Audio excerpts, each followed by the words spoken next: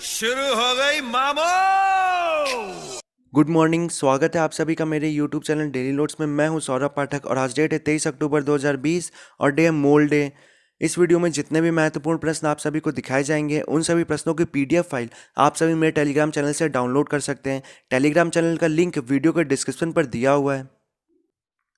सुबह हम करते हैं आज की क्लास। पहला प्रश्न, हाल ही में इंटरनेशनल स्टटरिंग डे कब मनाया गया? तो इस प्रश्न का सही उत्तर है 22 अक्टूबर। इंटरनेशनल स्टटरिंग अवेयरनेस डे यानी कि हकलाने के बारे में जागरूकता बढ़ाने का अंतर्राष्ट्रीय दिवस प्रत्येक वर्ष 22 अक्टूबर को मनाया जाता है। यह दिवस जो लोग हकलाते हैं या जिन्हें बोलने की समस्या होती है के बारे में सार्वजनिक रूप से जागरूकता बढ़ाने के लिए मनाया जाता है। इस दिवस की यानी कि इंटरनेशनल स्टटरिंग अवेयरनेस डे की शुरुआत 22 अक्टूबर 1998 को ऑकलैंड कैलिफोर्निया निवासी माइकल सुगरमैन के द्वारा की गई थी। इस प्रश्न से संबंधित महत्वपूर्ण तथ्य, इस वर्ष इस दिवस की theme journey of words resilience and bouncing back है। नेक्स्ट क्वेश्चन, पार्ले एग्रो ने किसे अपना नया ब्रांड एम्बेसडर बनाया? तो इस प्रश्न का सही उत्तर है प्रियंका चोपड़ा। तो पार्ले एग्रो ने अपने फ्रूट्स प्लस फिश पोर्टफोलियो यानी कि बी फिश को ग्राहकों तक पहुंचाने और जागरूकता बढ़ाने के लिए प्रियंका चोपड़ा जोनास को अपना नेशनल ब्रांड एम्बेसडर बनाया। इसे हॉट स्टार पर पूरे आईपीएल के टाइम और यूट्यूब पर आक्रामक रूप से प्रचार प्रसार किया जाएगा।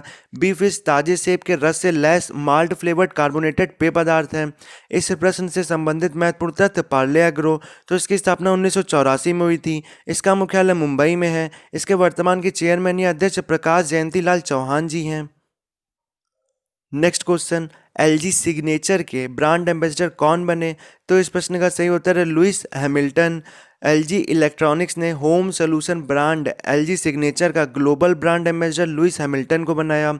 अब हैमिल्टन जी कौशल, शैली और सटीकता के प्रतीक ब्रांड के प्रचार विज्ञापनों में दिखाई देंगे। इस नए अभियान में वे एक स्टाइलिश जीवन जीने के तरीके पर अपने विचारों को दर्शकों के साथ साझा करेंगे और जो उन्हें अपने क्षेत्र में सर्वश्रेष्ठ बनने के लिए प्रेरित करता है।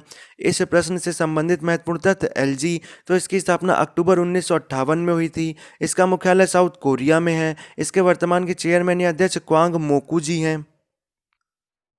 नेक्स्ट क्वेश्चन, आईटीबीपी ने किस राज्य में साइकिल अभियान शुरू किया? तो इस प्रश्न का सही उत्तर है सिक्किम।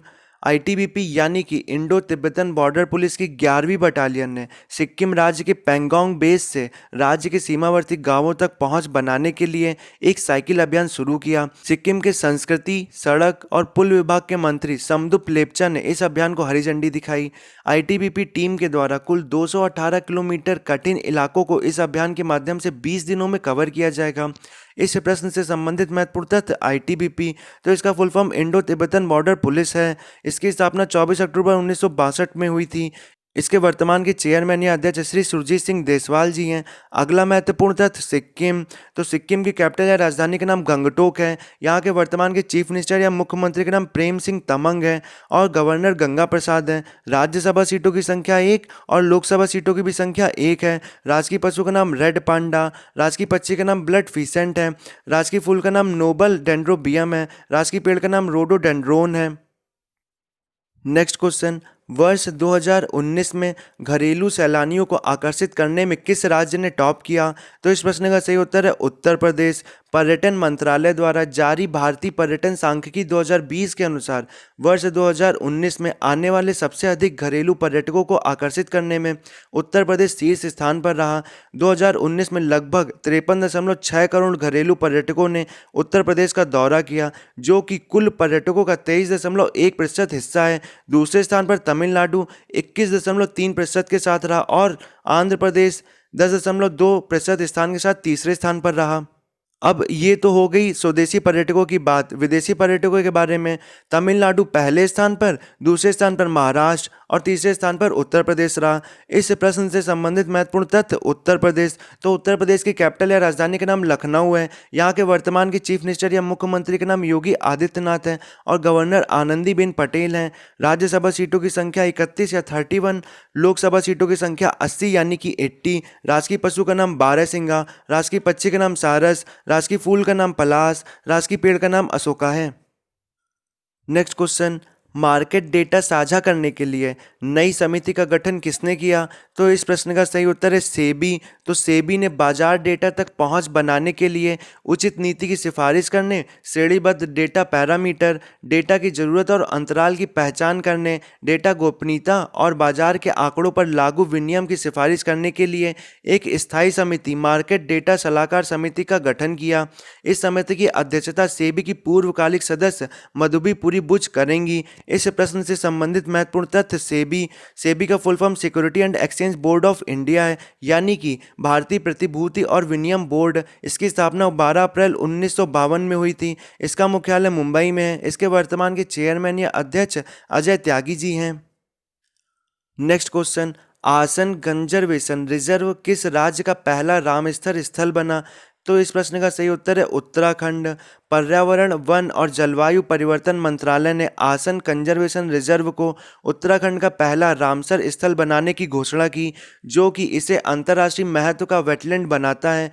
यह रिजर्व हिमालय के गढ़वाल क्षेत्र में देहरादून जिले के पास यमुना नदी के तट पर स्थित है। इस प्रश्न से संबंधित महत्वपूर्ण तथ्य उत्तराखंड।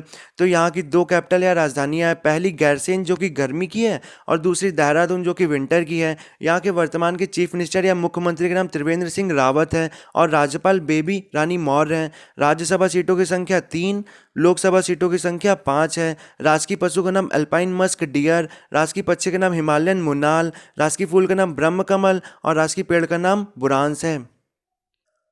नेक्स्ट क्वेश्चन, भारत ने एससीओ देशों के महाअभिवक्ताओं की किस बैठक में हिस्सा लिया? तो इस प्रश्न का सही उत्तर है 18वीं। एससीओ देशों के महाअभिवक्ताओं की 18वीं बैठक वीडियो कॉन्फ्रेंसिंग के माध्यम से की गई।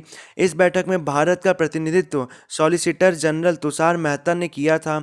2021 में एससीओ महाअभिवक्ताओं की आम बैठक की मेजबानी भारत करेगा। नेक्स्ट क्वेश्चन, हाइड्रोजन मिश्रित सीएनजी बसों का ट्रायल किस राज्य ने शुरू किया? तो इस प्रश्न का सही उत्तर है दिल्ली। केंद्रीय पेट्रोलियम एवं प्राकृतिक मंत्री धर्मेंद्र प्रधान जी ने दिल्ली में दिल्ली परिवहन निगम के राजघाट बस डिपो 1 में हाइड्रोजन मिश्रित सीएनजी बसों का ट्रायल शुरू किया। यह सीएनजी की इनपुट मात्रा की तुलना में 4% से 5% तक उच्च उपज यानी एचसीएनजी मिश्रण प्रदान करता है। उपरोक्त प्रक्रिया द्वारा एचसीएनजी उत्पादन की लागत पारंपरिक भौतिक सम्मिश्रण की तुलना में लगभग 22% सस्ती है।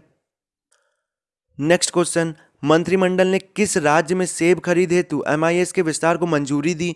तो इस प्रश्न का सही उत्तर है जम्मू कश्मीर। केंद्रीय मंत्रिमंडल ने 2020 से 2021 के लिए जम्मू और कश्मीर में सेब की खरीद हेतु बाजार हस्तक्षेप योजना यानी कि एमआईएस के विस्तार को मंजूरी दी।